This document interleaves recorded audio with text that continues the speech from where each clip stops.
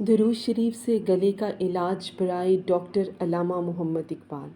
Doctor علامہ محمد اقبال کو گلے کی تکلیف تھی، آواز تک نہیں نکلتی تھی اور علاج کے سلسلے میں وہ دوبارہ بھوپال گئے۔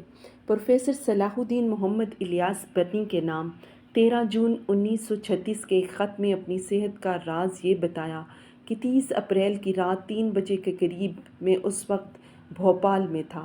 میں نے سر سید کو خواب میں دیکھا۔ پوچھتا ہے تم کب سے بیمار ہو؟ میں نے عرض کیا 2 سال سے اوپر مدت گزر گئی۔ کہا حضور رسالت مآب صلی اللہ علیہ وآلہ وسلم کی خدمت میں عرض کرو۔ میری آنکھ اسی وقت کھل گئی۔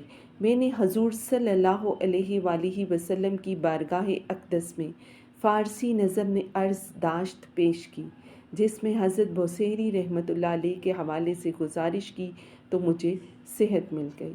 سبحان اللہ۔